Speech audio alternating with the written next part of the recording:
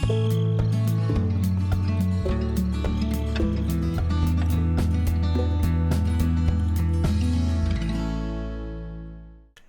everybody, welcome back to Gelvin Valley.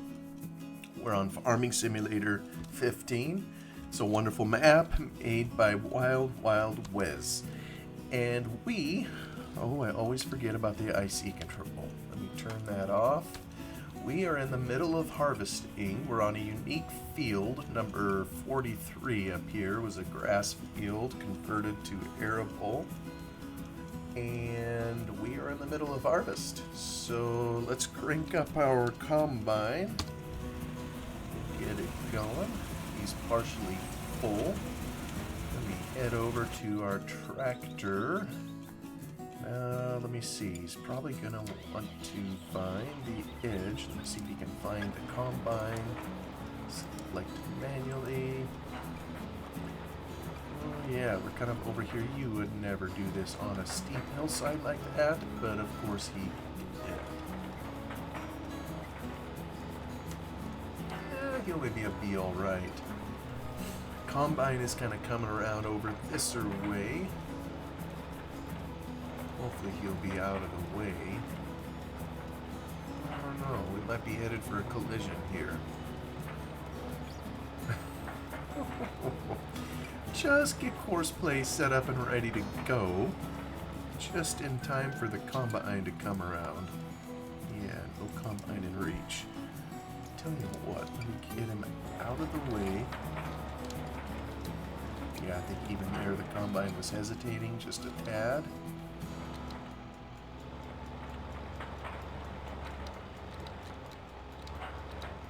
There we go. Oh, for goodness sakes. Where are you going?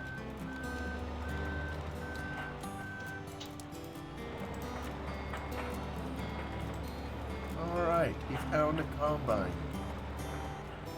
And a fence.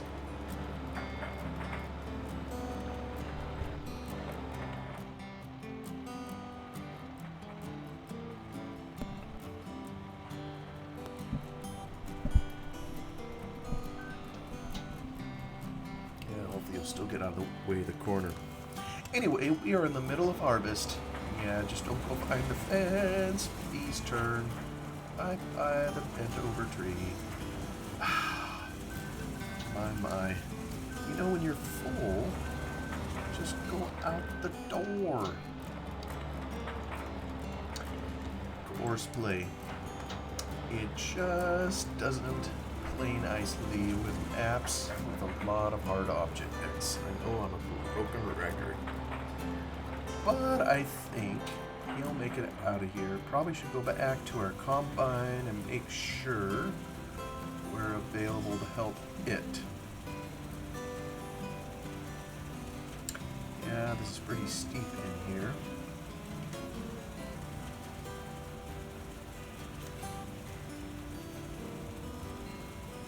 Well, I figured this episode I would continue some of the things we were talking about last episode and maybe be done with it. The whole premise being that you can learn a lot about a person and their likes and dislikes and whatnot by checking out what they watch on YouTube.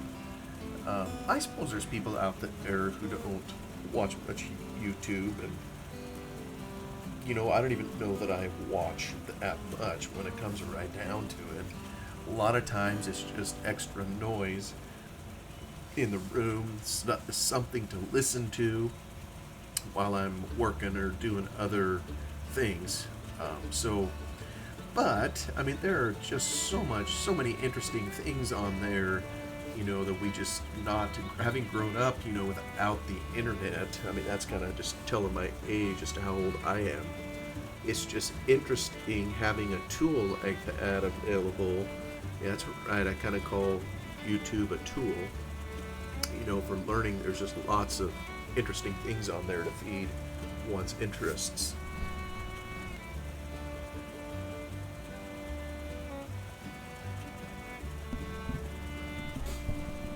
Oh, yes, we always... Oh, stop here.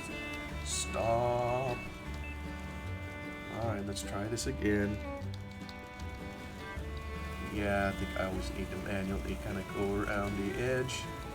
I don't know if he can do that on his own. Here, I'll just let him try it.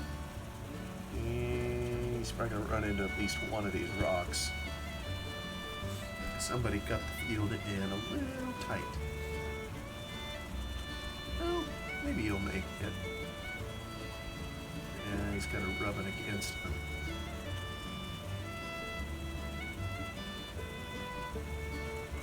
Looks like he's going to make it. Anyways, the past couple episodes I shared, a number of things that are of interest to me. I'm trying to turn him around here. And I figured I would wrap it up here with one more. Everybody a lot of times talks about this YouTube algorithm or whatever it is out there that somehow magically detects the kinds of things that you like. I mean, sometimes I'm really surprised the things, that appear in my recommended list. Things that I didn't think I'd necessarily be interested in, and yet, when I try them, it's like, that is some pretty interesting content. Let me try to cut this off. Here we go. We can cut it here, try to make that a little bit straighter. He'll probably still turn next time.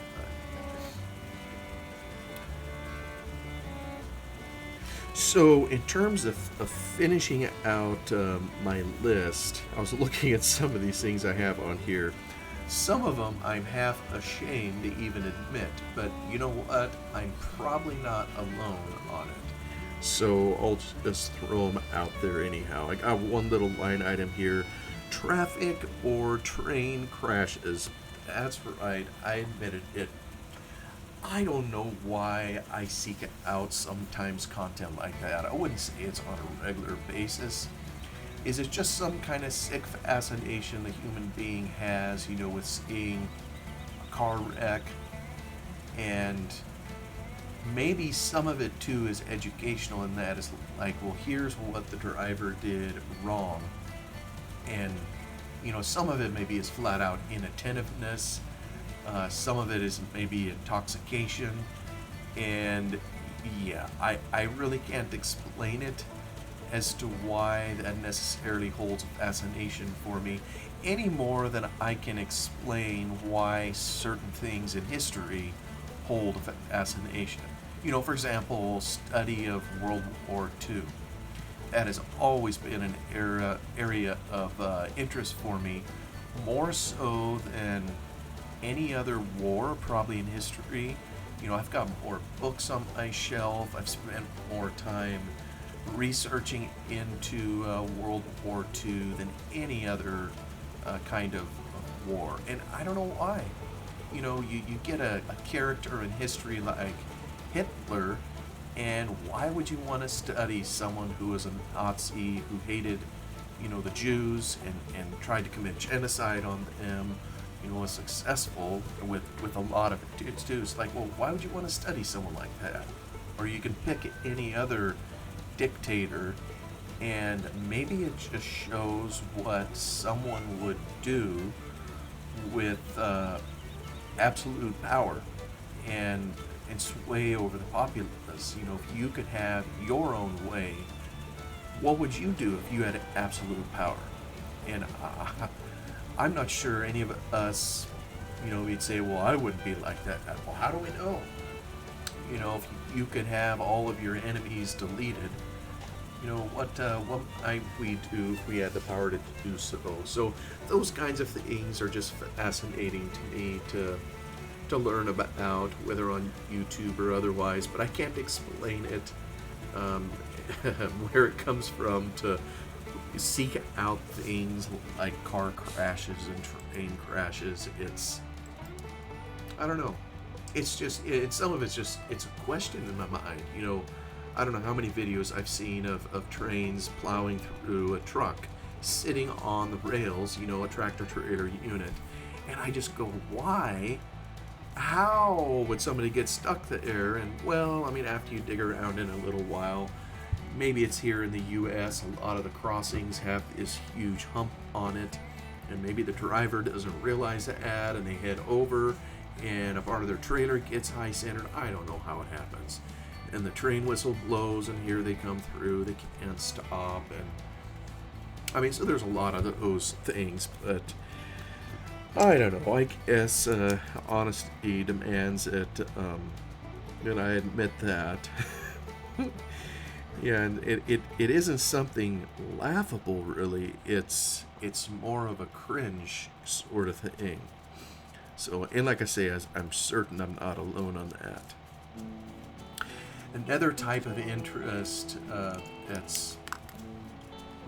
or another type of subject that's of interest to me, I probably should go back to the Combine, who is hugging the fence. You doofus, get... Oh my word. How did you get down here? Really? You know, this is something I have yet to figure out.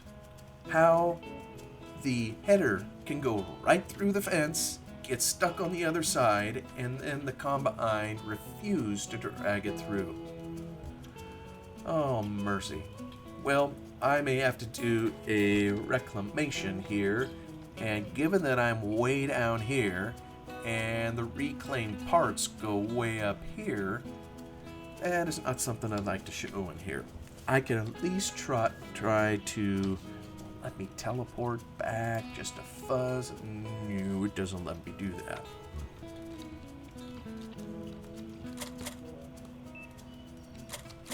Oh, get off of the fence. This is quite offensive. How does it do that? I mean, just... And this wasn't even courseplay. Look at that. Fence post right there in back of the whole silly header. Alright, well, I'm going to have to put a pause on this, and we'll come back. See you in a bit.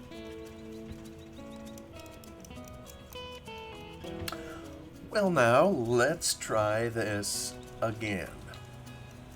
I actually did some shortcuts in the vehicle XML file to change the location of the header and moved it up the hill and away from the fence. So I kind of cheated. I didn't do the old reclamation route.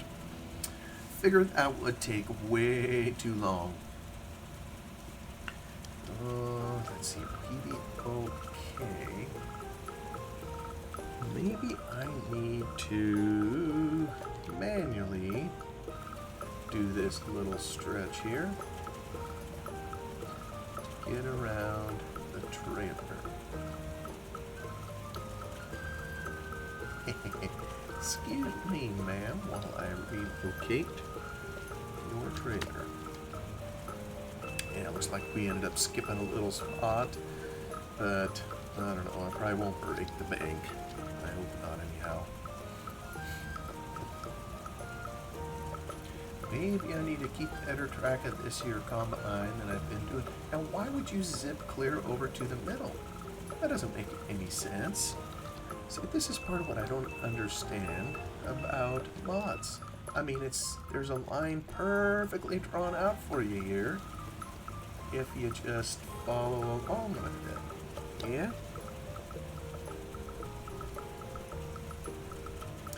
Yeah, I guess a person would need to know exactly what's going on in the algorithms to figure it all out. Oh well, it seems to be figured out at the moment. Anyway, where was I? Sharing with you all, oh yes, my YouTube watching history, as if anybody here cares. The next one I was going to get to is fascinating to me for language type things, I guess, particularly the English language, which is the only one I know how to speak. In the world, I don't know how many areas where English is spoken, but there are what you would call all these different accents and dialects, and it's more than just accent. Words change from place to place, and their meanings may change too, or be different from one culture to another. And so I know I've listened to this, and this a lot of it I attribute to Farming Sim, because that's what exposed me to a number of areas of the world. You know, if I listen to a YouTuber who's from the UK and hear obviously a different way to speak English than what I do, and and then to learn, this is just me being an ignorant American, I guess. Let's see, can you find the gate? No, you're going to be an idiot. You're heading downhill. This is just me being an ignorant American, but assuming that, like in the UK, that everybody had the same accent. We might say it here, well, that is a British accent or something. And then come to find out that in the UK that there are tons of different accents, depending on where you live, region of the country, and all that. And here in the US, where I live, get around that fence post. Good lad, good lad. All right, he'll go back to the combine. And here in the US, I used to think that there was a handful of accents in the country. I live kind of on the west coast side, if you will, western U.S., in the state of Oregon. And I would have guessed that everybody on the west coast has pretty well the same accent, and really, they kind of do. I know there's different mannerisms and ways of speaking, if you're California versus, up in Washington or whatever. But there definitely is a different accent in the South, the Southern accent, which kind of has a drawl to it, where syllables are drawn out, and I would have pulled that one out. There's kind of one that's in the Midwest. I got some relation in Kansas, so you can kind of detect if someone's from there. It isn't hugely noticeable, but it is different. And then I would say upper Midwest. Now, combine, there you go, back up, good lad. Upper Midwest, if you're in the area of Minnesota, or Wisconsin, somewhere up in there, their O's can sound a little bit different. Find out, they put an OU sound kind of in there, do things just a little bit differently. So I know there's an accent there. I would say there's also one kind of in the Northeast, kind of a sharper, harsher sound in New York. Pronunciations can be a little bit different. So I guess I say all this. I knew already there was a handful of such accents in my country.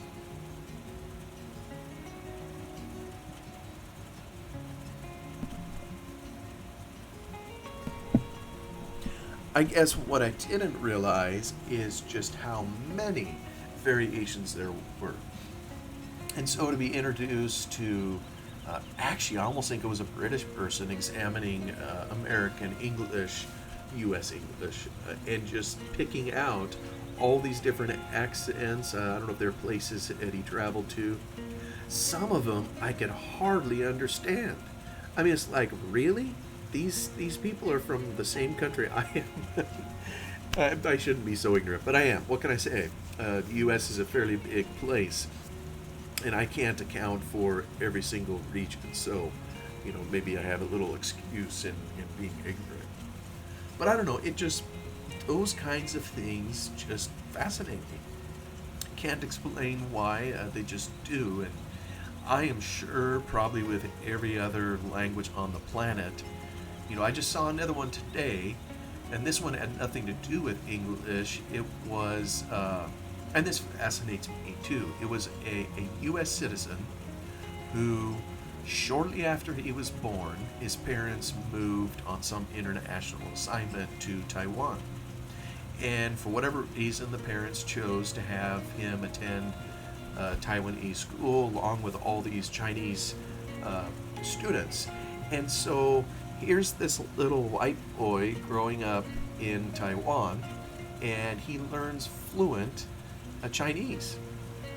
And then, for some reason, the parents moved again. I think when the kid was 6, maybe. And this time they went to Japan. And again, they put him in Japanese schools. So the kid learns Japanese And kids are so resilient, you know. He learns Japanese and he knows it fluently, and he doesn't have an accent, or he does. This is where I guess I learned. The other languages, of course, have accents too.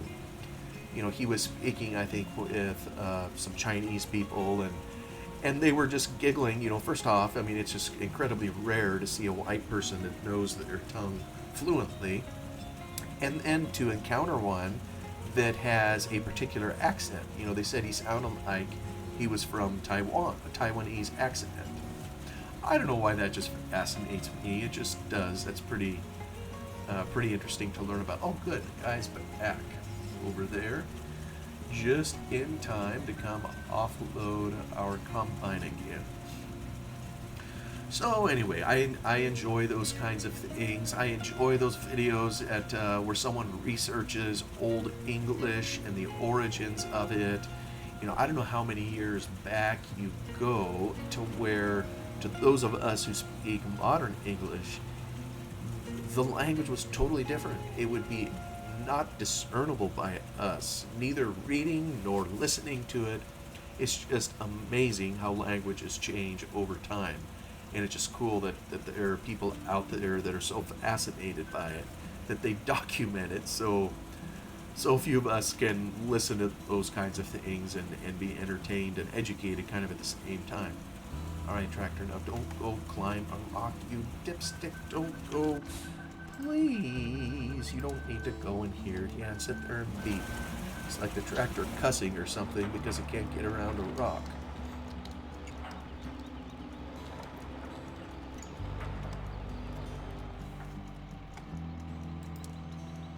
It's just one of those things where someone has a YouTube channel with some particular type of interest, and we learn about obsessions and things like that in school. And I tell you, this is an area where someone that has an obsession, whatever it is, and they share that obsession with the world, and they're so fascinated and interested in it, you can't help but being interested right along with them, because they're just so interested in it. They research it to the nth degree, and then they share it with the world. I think that's pretty cool that there's something that that they can do that, and it's all for free. I mean, how awesome is that? So the good old English language and other languages and so forth. Maybe I never did graduate school. I would say ditto too with things like geography and borders. I know there's this one channel I saw one time. I don't even know if I could find it yet. The whole shtick of the channel was basically looking up geographic anomalies and border issues. And I know in the US, for example, in the border with Canada, kind of I think it's Minnesota.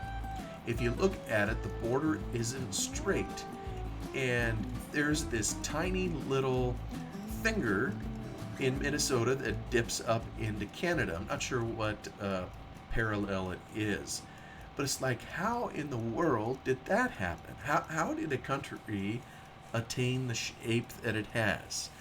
Or where are borders still disputed? And obviously right now with the war in Ukraine, that I guess you could call that a border dispute. And I know even in U.S. history, in the border with Mexico, a lot of that was shaped by wars in the past, and sometimes a purchase. I know there's this one purchase down there called the Gadsden Purchase or something like that was specifically for a railroad that they needed the area or something to punch it through, and so the Mexican government sold it to the U.S. or whatever. So there's just those fascinating things, and I've learned a lot, even looking at some of the maps that they would show in Europe. And we'll go over the combine here, he's going to lose his way. And just the squiggles or whatever in a border, and you wonder, well, how did this get here? And what was the reasons? And a lot of times, these helpful YouTubers, they figure that out for you and have something interesting to share. And there's just anomalies in life too. When you think of something, for example, like the Panama Canal, that east and west, it basically connects two giant bodies of water, the Atlantic and the Pacific. And I realize this goes through the Gulf of Mexico and all that, but that's basically what it's doing. But did you know that the Panama Canal basically runs north and south? It doesn't run east and west. It's north and south. You know, if you look on a map, you'll see that, but I mean, those are kind of just the trivia. Maybe it is just trivial. It's like, who cares? But I don't know. It's just one of those things that's kind of interesting to figure out. And, you know, it'd be kind of like asking a U.S. citizen, where can you travel south in the U.S. and enter Canada? And most people probably couldn't tell you, you know, how that could be done. But there are areas where you can do that. Most people would say, well, you travel south, you're going to end up in Mexico. But there are a few areas where you can travel south from the U.S. and end up in Canada. Yeah, I probably shouldn't exhibit my ignorance and try to tell you one of those places. I almost think maybe around Toronto or kind of up in Michigan, there are a few areas just based on how the borders are shaped. So I like channels that share about that kind of thing.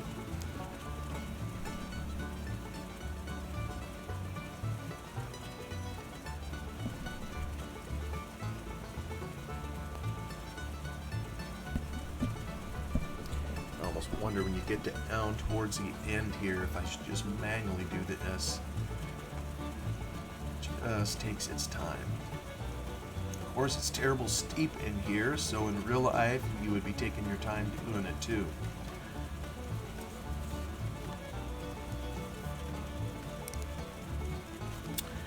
Let me see here. Maybe one other major area, one channel I've enjoyed, and I'll be sure to link up below. And this, I guess, is a type of crowdfunding for something that's of special interest. But kind of like I alluded to before, sometimes passion about something is flat out infectious. And when you see someone working hard to achieve a goal, it is, you know, and they're passionate about it, they're sharing it, explaining it, you see the impact it has on their life, it is hard not to sign on for that.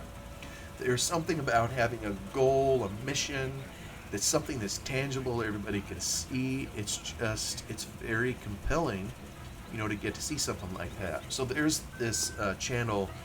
I think I'm over 100 episodes into it. This was alright, let me get to my tractor. This was a British gentleman who emigrated to the U.S. Well, he's here at the moment anyways. I don't know if he's here permanently. But he traveled to the Pacific Northwest. Actually, he's been a couple places in the U.S. getting wood, but he's a boat builder and a sailor. And he bought this dilapidated wooden boat somewhere on the southern coast in Oregon, if I recall, and is in the process of rebuilding it. And for all I know, I think I'm about a year behind on the episodes. He comes out with an episode maybe weekly, so I kind of discovered it a little bit too late. I'm kind of listening to him as I have time. But he's describing the process of building a wooden boat.